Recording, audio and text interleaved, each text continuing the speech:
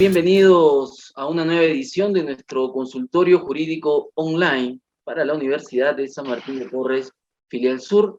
Como todos los viernes, vamos a conversar sobre leyes y en esta ocasión el tema que hemos elegido es la importancia de la modificación de las formalidades de testamentos para escritura pública. Y hemos invitado al doctor Emilio Galdós de Villena, docente de la Universidad de San Martín de Porres, para desarrollar el tema en los próximos minutos. Doctor Emilio Galdós, un gusto tenerlo en el consultorio jurídico online. Bien, muchas gracias por la invitación y buenas tardes con todos. Bien, doctor. Muy bien. Sí, le doy el tiempo entonces para que usted pueda compartir la pantalla, podamos desarrollar el tema y al final tendremos unas preguntas. Adelante. Perfecto. Entiendo que ya se está visualizando la pantalla, ¿correcto? Muy bien.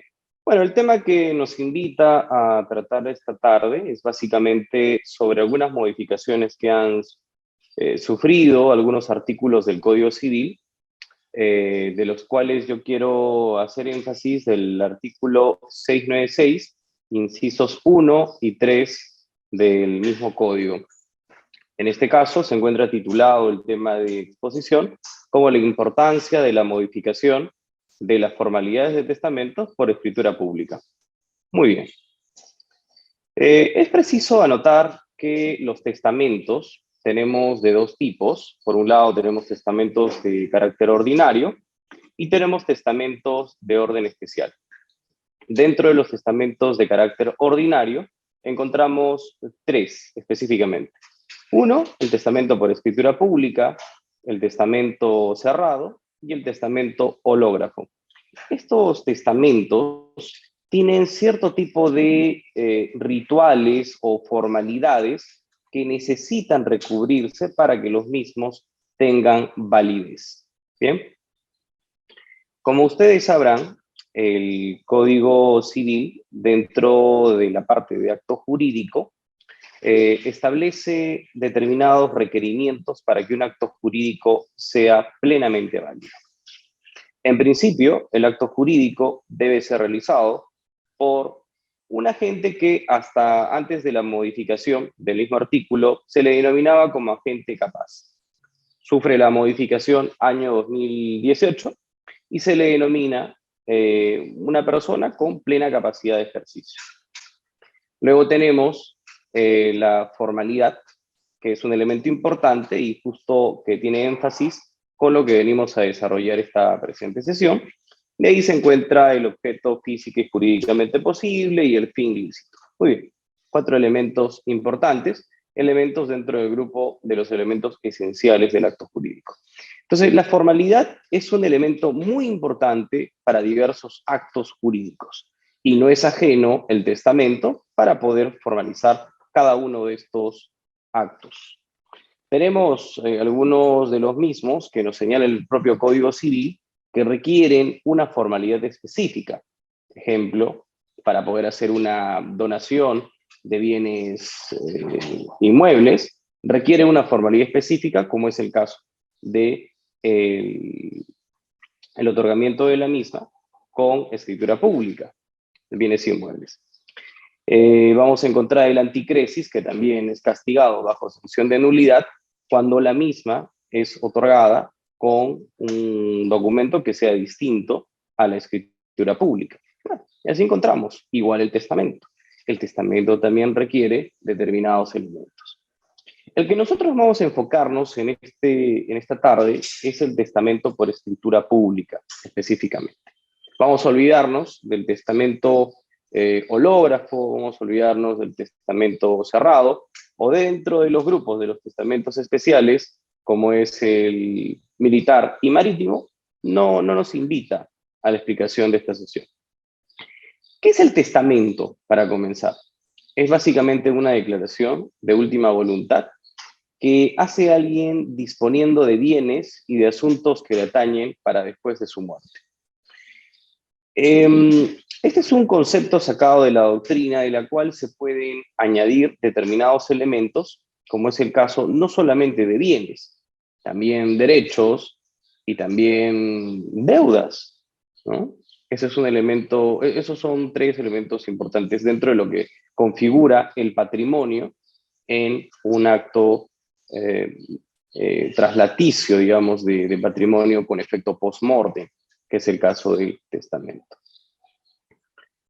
El artículo 683 del Código Civil nos da una definición, digamos, importante para poder entender a qué refiere el testamento. Y el testamento, una persona puede disponer sus bienes total o parcialmente para después de su muerte y ordenar su propia sucesión dentro de los límites de la ley y con las formalidades que ésta señala. Muy bien, este es un concepto más pulido y que se aplica básicamente en nuestra realidad jurídica local. Perfecto. Ya entrando en el escenario de las formalidades, es menester señalar lo siguiente. Los testamentos, para ser válidos, necesitan cumplir una serie de requisitos, como es el caso de las formalidades. Las mismas tienen un carácter sine qua non. ¿Qué significa esto?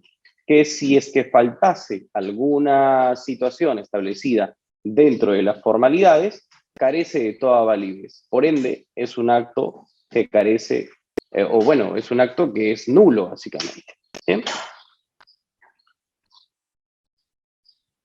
Bien, los testamentos, tenemos aquí, en el caso de los testamentos por escritura pública, tenemos un pequeño concepto que es dado por Augusto Ferrero, que señala lo siguiente. Este testamento es conocido también como testamento auténtico, nunciativo, público o abierto. Es el que otorga personalmente el testador en presencia de dos testigos ante un notario que lo escribe en su registro. Ese es un concepto sacado específicamente de uno de los más importantes exponentes dentro de lo que es el derecho sucesorio en el derecho peruano. Muy bien.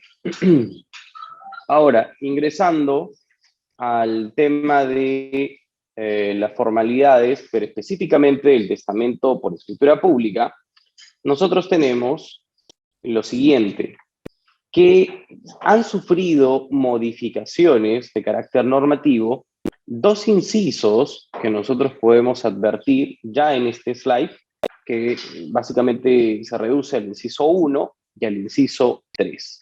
¿Bien? Voy a pasar en las siguientes diapositivas el contenido preciso de cada uno de estos elementos, pero es importante hacer simplemente hincapié de ello, ¿sí? Voy a analizar cada uno de estos elementos, pero digamos, para poder comenzar por la parte genérica, el testamento por escritura pública requiere que se cumpla cada uno de estos preceptos normativos, como es el caso que se encuentren reunidos en un solo acto, en fin. Esta partecita que está de color, bueno, es negro, pero está con negrita, se ha añadido al Código Civil recientemente. Muy bien. Bien, vamos a pasar rápidamente estas formalidades. Bueno, pues solamente voy a dar lectura de las mismas, pero las que voy a profundizar en análisis es tanto en el inciso 1 como en el inciso 3. Bien, que estén reunidos en un solo acto desde el principio hasta el fin. ¿Quiénes? El testador, el notario y dos testigos hábiles. Ante esto, el notario está obligado a verificar la identidad del testador y los testigos a través del documento de identidad y los medios de identificación biométrica establecidos por el RENIEC. Cualquiera de los testigos puede actuar como testigo a ruego del testador o testigo de identidad. Esta añadidura es muy importante, ya que marca un hito dentro de lo que es el tema del uso de la tecnología como un medio de reducir los índices de criminalidad con relación al tema de la suplantación de identidad.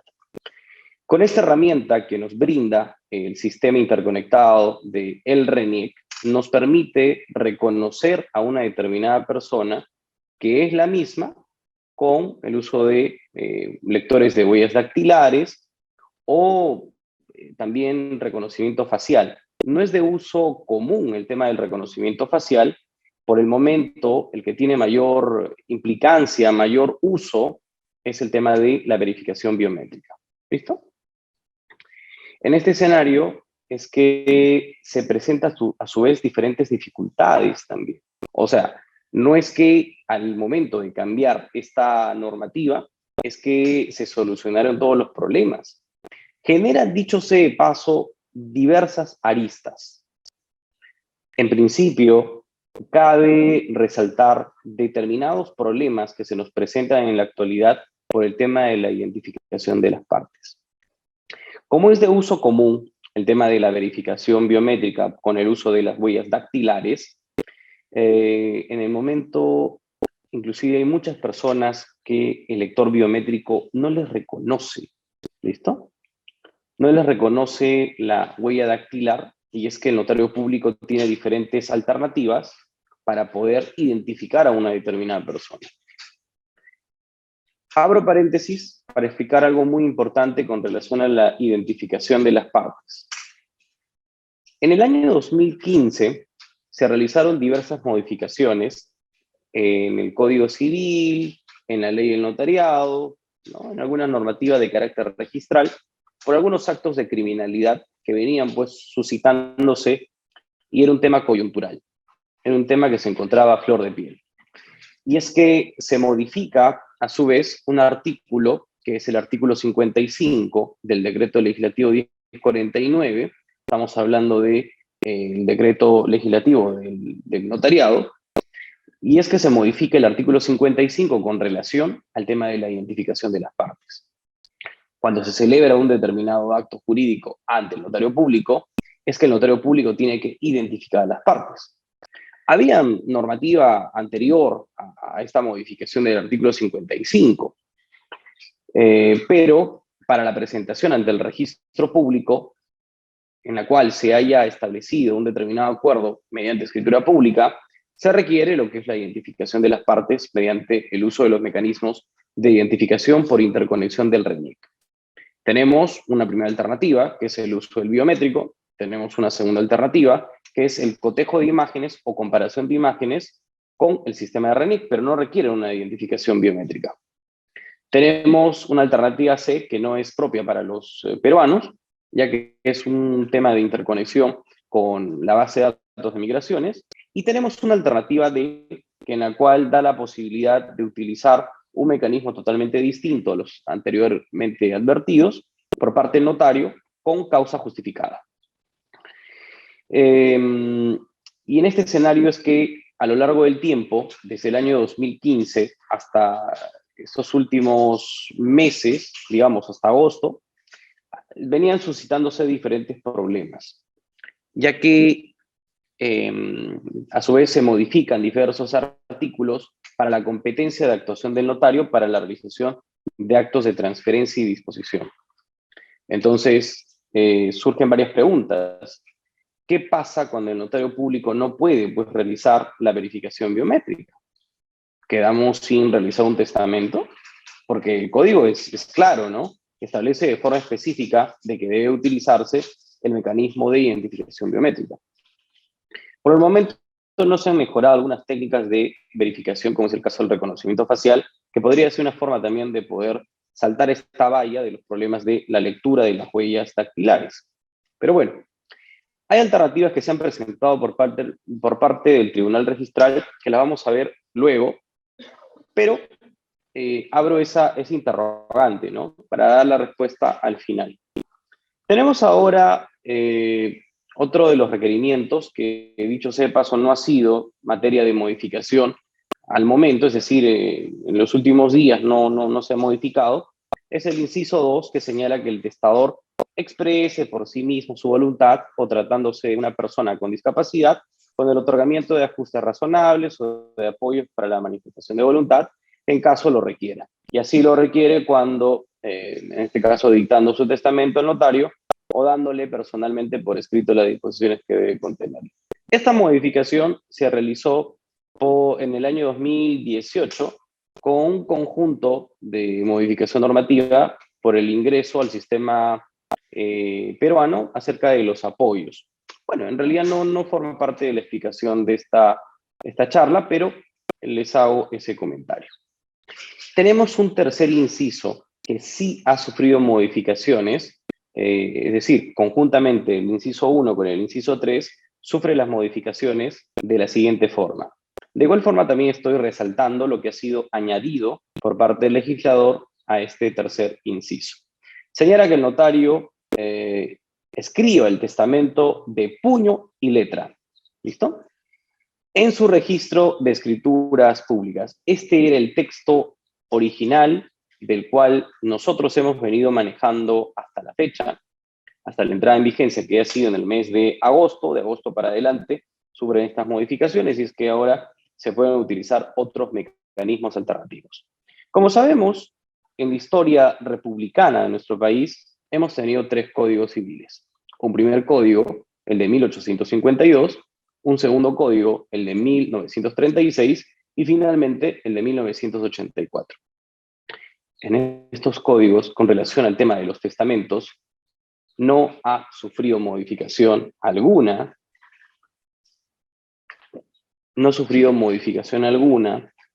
el tema del otorgamiento del testamento.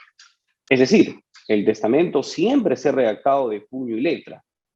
Y esto es algo que, encontrándonos nosotros en la era digital, ya establecida por el Estado 4.0, imagínense trasladar cada uno de la manifestación propia del testador a puño y letra, suena un poco ocioso.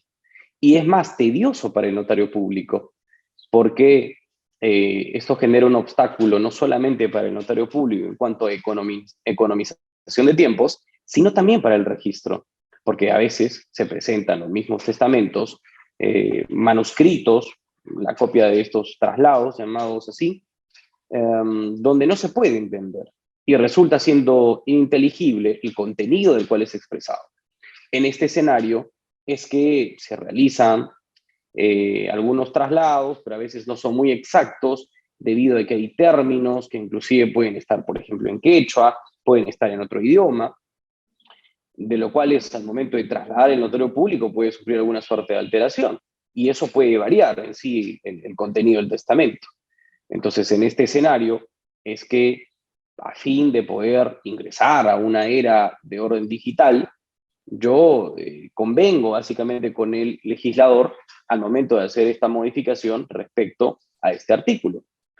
Y es que añade lo siguiente, que no necesariamente se puede hacer a puño y letra, sino también a través de medios de tecnología informática u otras de naturaleza similar. A su vez, pudiendo insertar, de ser el caso, las disposiciones escritas que le sean entregadas por el testador, ¿no? Eso puede, a su vez, ahorrar tiempo al notario público al momento de hacer un traslado correspondiente. Entonces, estamos ingresando de forma adecuada a una realidad que ya nos es propia, el uso de la tecnología. Bien. Tenemos así diversos incisos, de los cuales, repito, no han sufrido modificación en el momento, y solamente lo que nos interesa es lo establecido en el inciso 1 y en el inciso 3. Muy bien, vamos a ver algunas resoluciones del Tribunal Registral que hacen alusión previo a esta modificación con relación a estos testamentos. Bien, señala lo siguiente: de conformidad con el artículo 811 del Código Civil, son nulos de pleno derecho los testamentos que hayan infringido las formalidades esenciales previstas, entre otros, por el artículo 696. El que acabamos de ver es el artículo 696, ¿bien? Estos son sus alcances.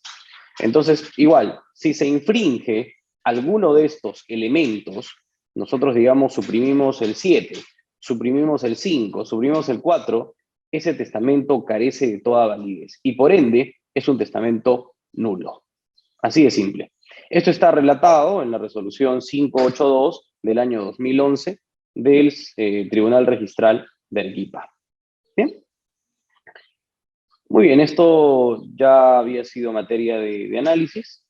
Tenemos aquí algunas ideas adicionales. Justo quería reforzar esta idea en estos últimos minutos que nos quedan 10 minutos me parece.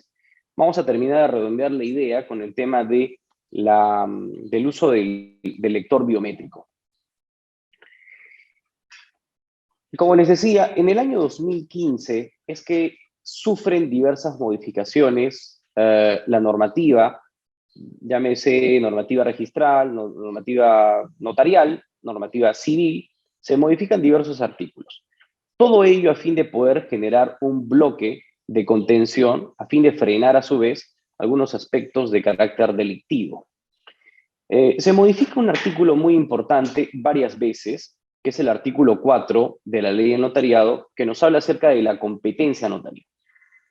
Esta competencia notarial, en un primer momento, se ve reducida a un ámbito geográfico, y el ámbito geográfico se reduce a la provincia donde se encuentra el notario público. Es decir, el notario público no podía celebrar actos de disposición ni gravamen sobre predios, ojo, predios que se encuentren fuera de la provincia donde esté establecido el notario público.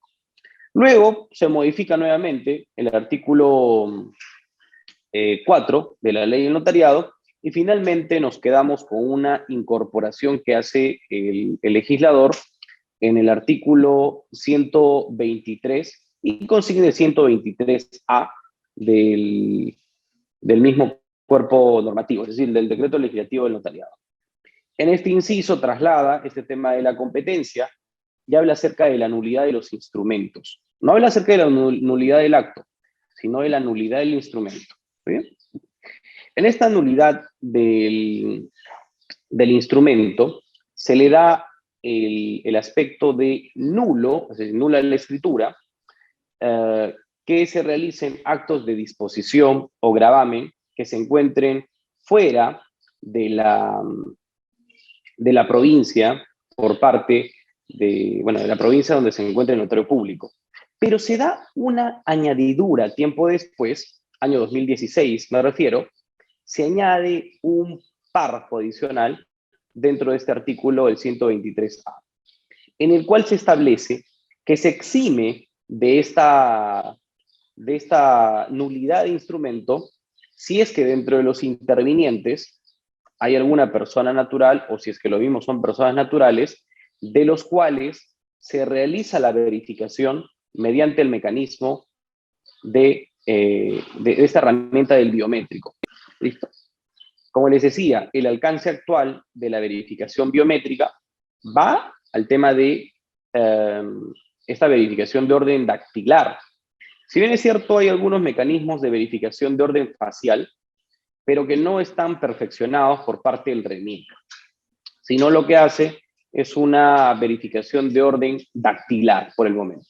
Y como les decía en un primer momento, tenemos nosotros, a veces algunas personas que sufren de este inconveniente respecto de la lectura de sus huellas.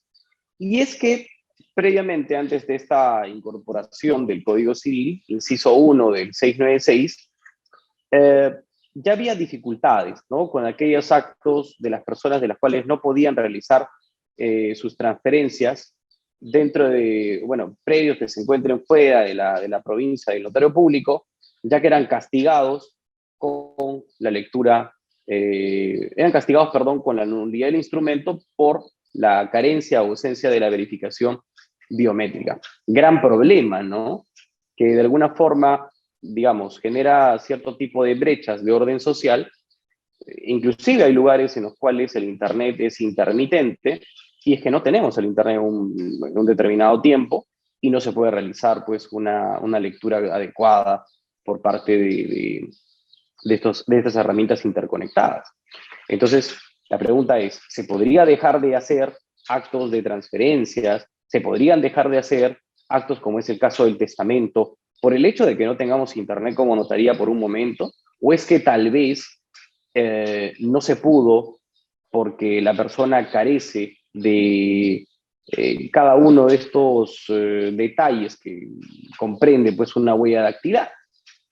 Bueno, el Tribunal Registral, mediante acuerdo plenario, en el año 2020, había establecido el siguiente criterio, pero ojo, con relación a los aspectos de transferencia y gravamen del artículo que les estoy mencionando, que es el 123A. Bien.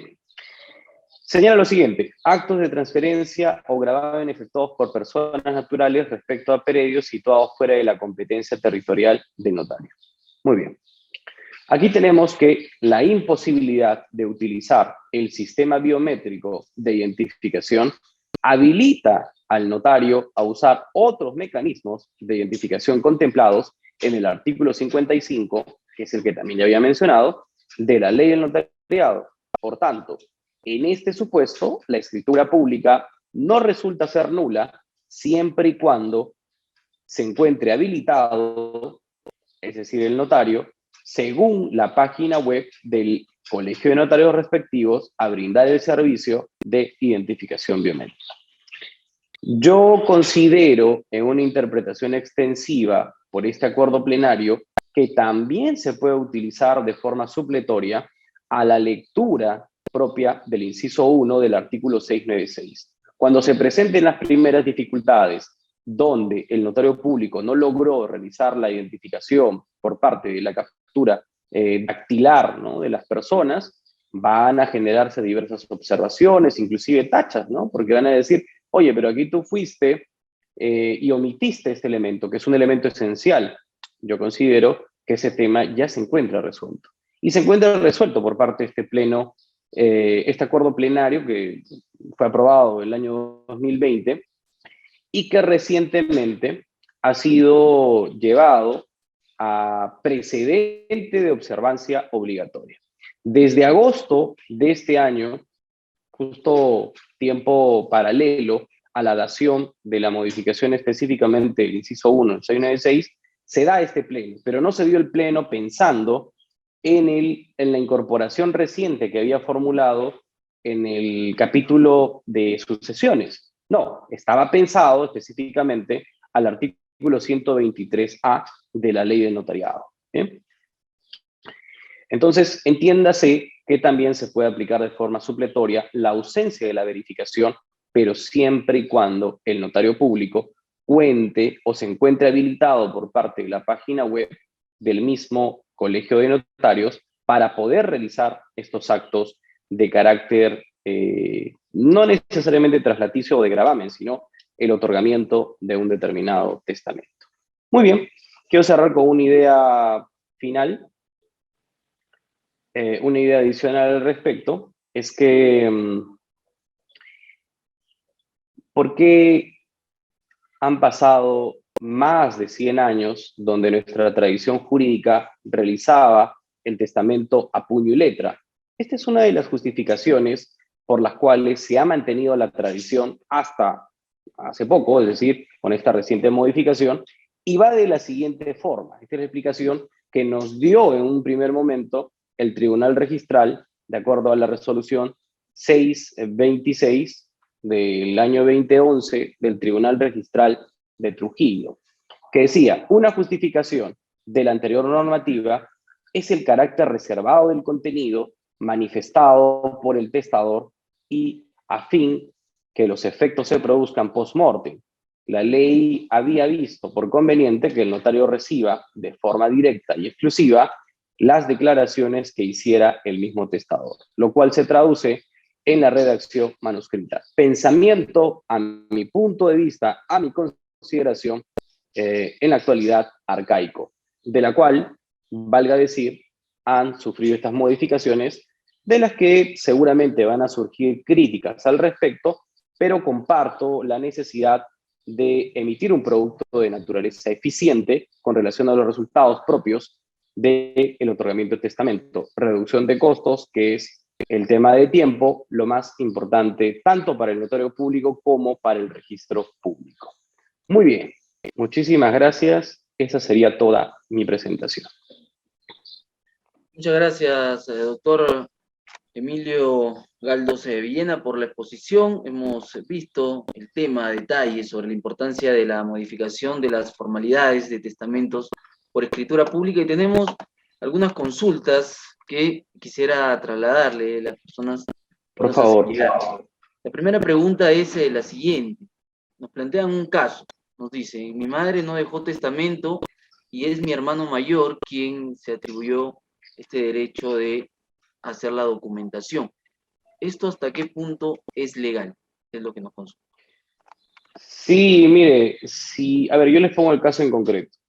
Si hay una persona que fallece, ¿no? Madre en este caso, y tiene dos hijos, muy bien, y uno de ellos, haciendo la búsqueda correspondiente en el registro público, advierte de que no existe un testamento pues inscrito, de repente hace la indagación ante notarías y ve que no hay testamento inscrito. Perfecto.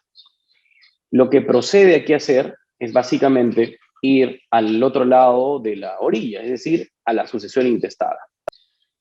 Y en la sucesión intestada, la persona realiza determinados actos por un procedimiento, vamos, si es que no hay ningún tipo de conflicto, inicia un procedimiento de carácter no contencioso ante el notario público para poder celebrar, bueno, para que se pueda emitir finalmente un producto que se llama acta de la sucesión intestada. Se hace una única publicación, pasa un tiempo determinado y si es que no hay ningún tipo de oposición, se finiquita el problema y se declara a los herederos.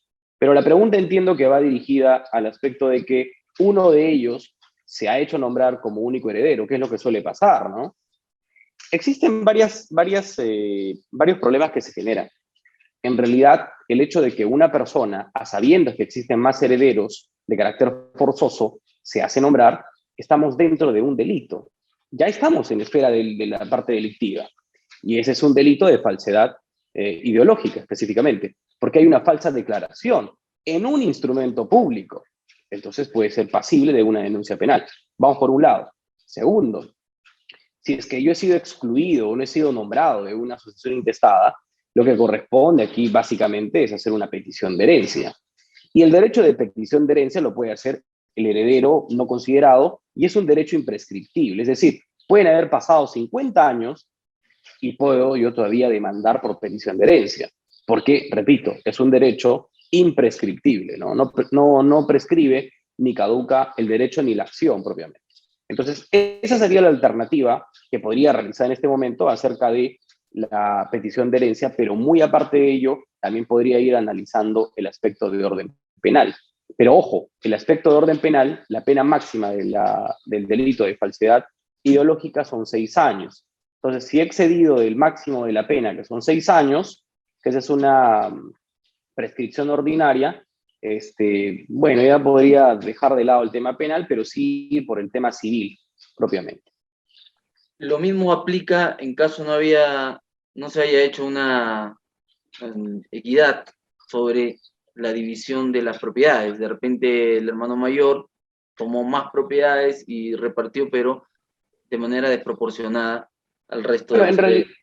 en realidad, cuando se nombran herederos que son universales, todos los herederos heredan en partes iguales, ¿no? O sea, es imposible que el notario público o el juez determine que tal heredero tiene mayor proporción en cuanto a la masa hereditaria. Eso no es así, sino que todos heredan en partes iguales. Si de repente físicamente, digamos, es una casa de la cual son 200 metros cuadrados y el hijo pues que dice tener o haber tenido mayor cercanía con el padre o la madre, quiere ocupar la mayor cantidad de espacio, ahí pues tenemos otros mecanismos, ¿no?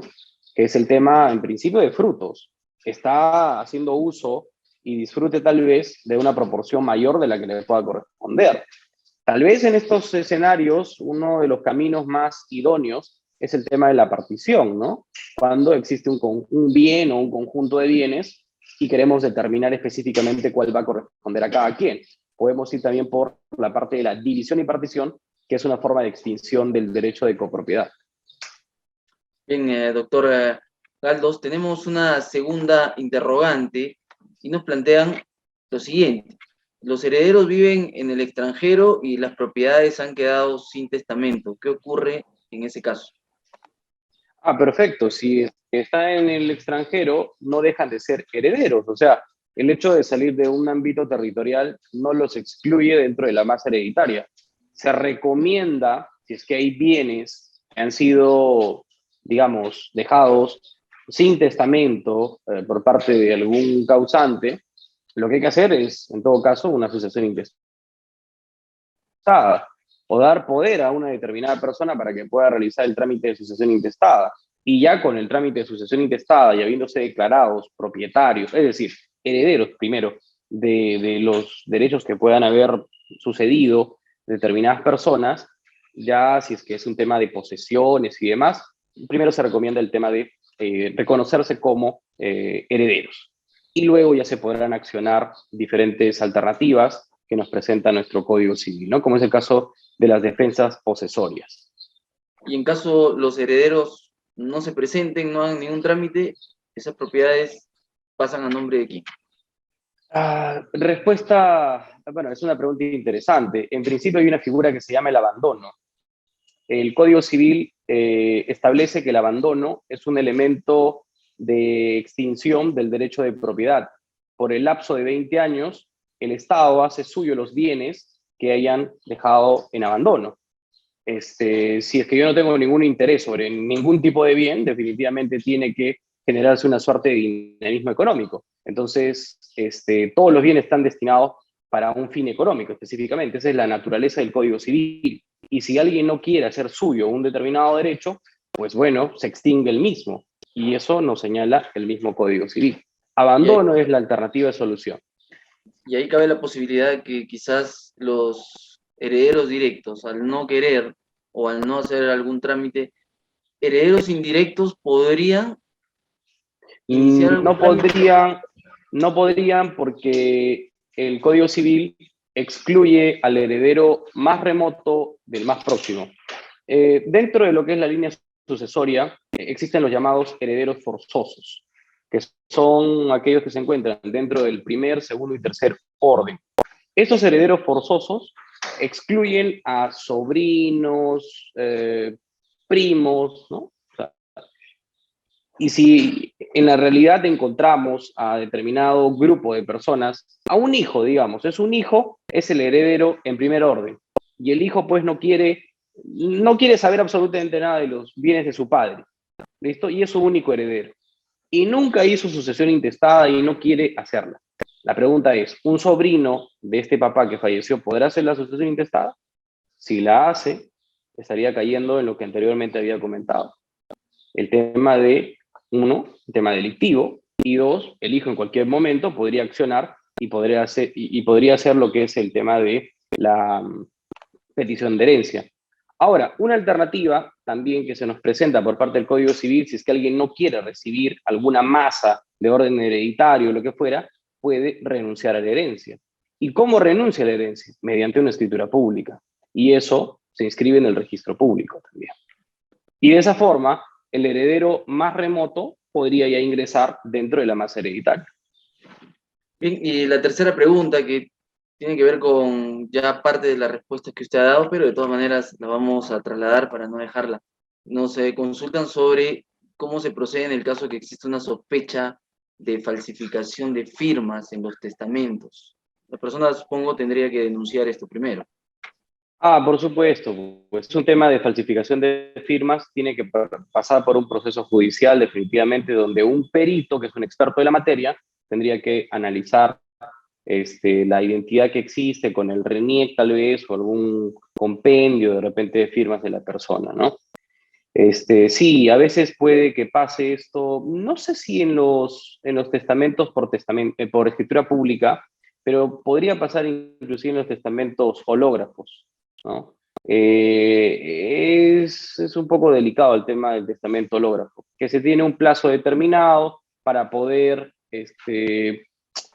formalizarlo, el término no es muy exacto, pero para que se pueda entender, ante el Poder Judicial. Y recién así hacer valer cada una de las voluntades expresadas por el testador, ¿no? Muy bien, doctor Emilio Galdo Sevillena, muchas gracias por su participación en el consultorio jurídico online que tenemos todos los días viernes. Y para cerrar, de repente alguna conclusión, alguna recomendación final sobre este tema.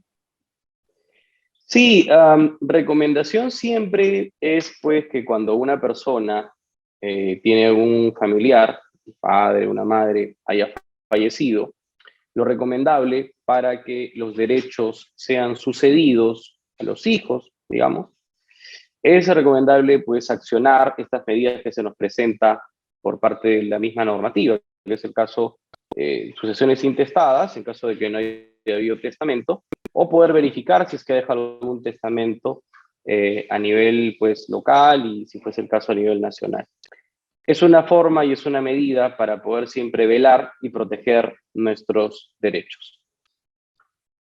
Muchas gracias nuevamente a usted y gracias a las personas que nos han consultado. Les indicamos que este material quedará en la página oficial de la universidad para ser consultado en cualquier momento. Compartan la transmisión, reaccionen a ella.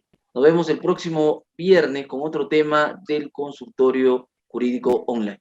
Buenas tardes, doctor Galdos. Buenas tardes, muchas gracias.